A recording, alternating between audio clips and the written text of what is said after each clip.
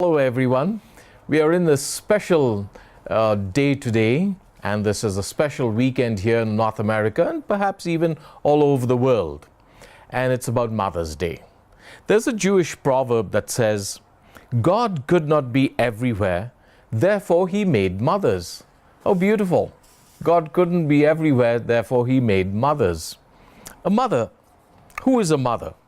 A woman who's willing to receive new life in her. And that comes from the gift of married love. As husband and wife share their love with each other, and the fruit of their love is that the woman is the one who carries the fruit of that love in the form of a human being, a child. And that is why a woman who is willing to receive new life in her is a mother. And what are the consequences of being a mother? There are the joys and there are the consequences of being a mother. First and foremost, a woman who wants to be a mother is a woman who practices sacrificial love. It changes her physically and makes her a mother. And this is a great sacrifice. And perhaps even this is one of the great fruits of being a woman.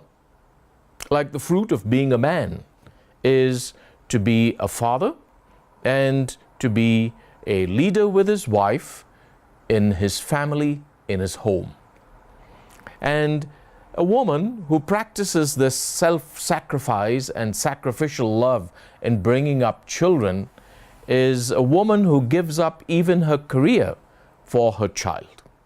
And that is why it is so important for a woman to know that when she has a child, that she is settled so that she can give her full attention and her full love and concern and love to her child that she brings up. That is why it is said, being a full-time mom is one of the highest salaried jobs, since the payment is pure love. And I think of my mother. My mother brought forth 5 siblings like me, and she never worked out of the house, but she was full-time employed at home. And bringing up 5 kids is no joke, and she did it because she loved us. And today, I'd like to say thank you, Mom, even though my mother has passed away more than 3 years ago. I'd love to say congratulations to all the beautiful women who have dedicated their lives to be mothers, and those women who want children but cannot have children. We pray for you. You're doing a great job by taking care of other people's children, and the Lord will bless you. Those who have adopted children, God bless you, mothers. You have done a wonderful, beautiful service for God. As that Jewish proverb said, God could not be everywhere, therefore he made mothers. So every woman, by her calling, is a mother. And when you have a child, when you're a mother and you bring forth children, then for the next 15 years, you will be caring for those children in a very intense way. For the next 15 intense years, you will be mother to them. And once they turn adults, then they begin to have their own mind and heart, which is a good thing. And that's what motherhood is all about, to bring us and to guide us into being independent adults. And this is a great blessing. But you will be a mother, not just for 15 years. You'll be a mother forever, all the days of your life. And that is why it says here, mothers hold their children's hands for a short while, but their hearts forever. What a great gift that mothers have over the child. And in bringing forth a child, you're doing the child a tremendous favor. In fact, as much as your child is a gift to you, you are a gift to your mother and to your child. Let us thank the Lord for these beautiful mothers who have come into our lives. I'd like to say thank you to Jesus for my mother. She was a great person who gave herself totally for us. involved herself in all the events of our life and was there always for us. The third thing that I'd like to share is that mothers pass on to their children their way of life. What a tremendous gift. Mothers pass on their way of life to their children. And how do they do this? They do this through their own life example. The fruit of their life is their example. So first they pass it on through their example. Secondly, through their faith. They pass it on through their faith. And this is what somebody said: the real religion of the world comes from women much more than from men. From mothers, most of all, who carry the key of our souls in their bosoms.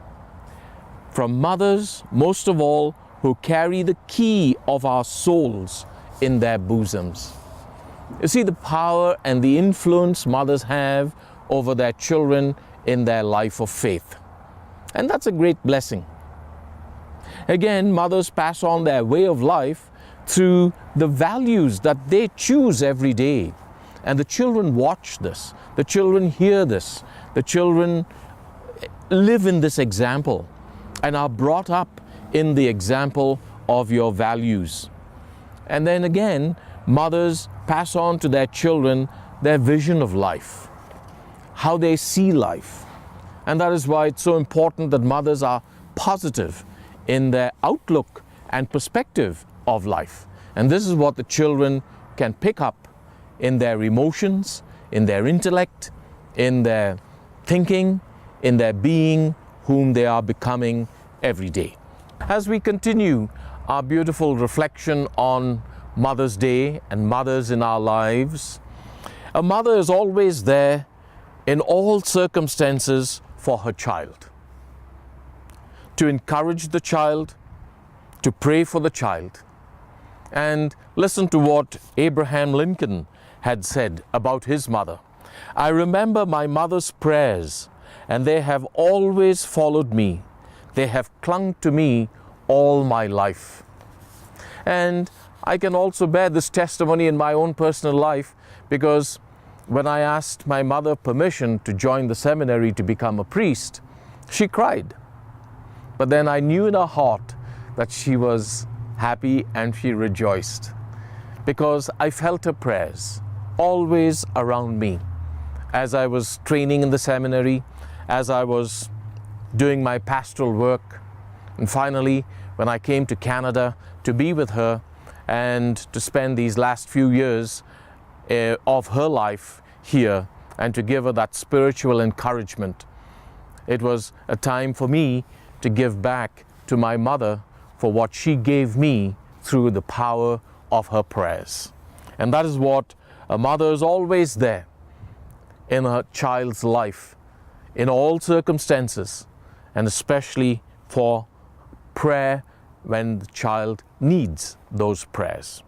And also, a mother is always there physically. We hear so many examples of young people getting involved in drugs. Who goes out to search for them? It's their mother. They're taken into prison. Who goes there to see them first? It's the mother. The mother has such a great attachment to her child, because a child is flesh of her flesh and bone of her bone. And she could never, ever forget her child. And mother's always there to put in a few words of advice, to reignite the flame of enthusiasm, and to encourage the child. That is the beautiful gift of a mother. And no one can ever replace the gift of mother in our life. Once again, I'd like to say congratulations to all mothers, and we pray for you.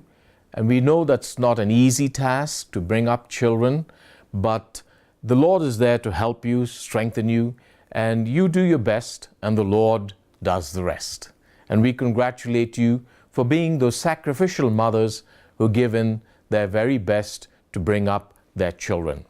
In our final point in our reflection, a mother wants the best for her child. always, every time, everywhere, and wants the best in her child as she sees the child grow in her life, right from the time the child leaves the womb of the mother.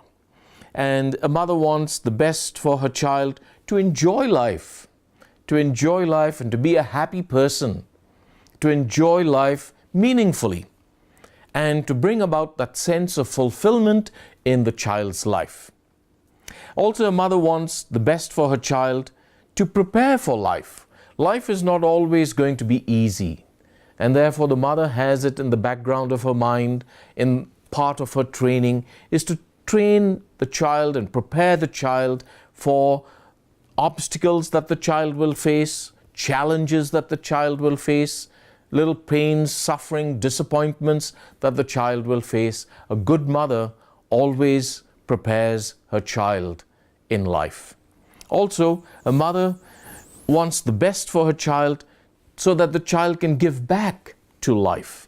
And as the mother sees her child choose the way of life that will give back to life, it brings great joy to mothers. And that's what my mother also saw in my life, that she saw me giving back to the community of faith that she served.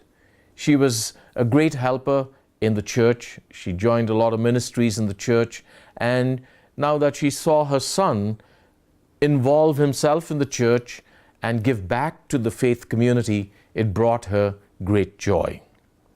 And also, every mother desires her child to be successful, however you define success, and wants the child to be successful in everything that the child undertakes. And also, the mother wants the child to have a sense of gratitude, to be grateful, because a mother feels so grateful for the gift of the child in her life, and she wants to pass on this gratitude, the sense of gratitude that the child needs to have for all the gifts that God has given the child. And finally, every mother wants their child to be God-filled, to be filled with God, a sense of God. And that is enough to take the child into the path of holiness, the path of righteousness, the path of goodness. I would like to end my little reflection with this poem. It says, "Mother, who fed me from her gentle breast and hushed me in her arms to rest, and on my cheek sweet kisses pressed, my mother.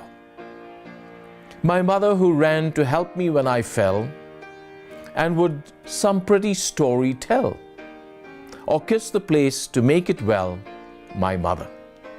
And I remember that very much in my own life, how I yearned for that kiss of my mother.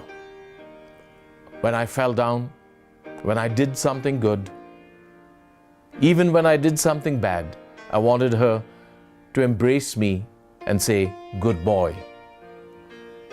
And there's another poem that tells us, "Mother is the name held sacred by most mortals of the earth. It means great love and sacrifice from the very day of birth. A love that's so full of beauty, so tender, so very true.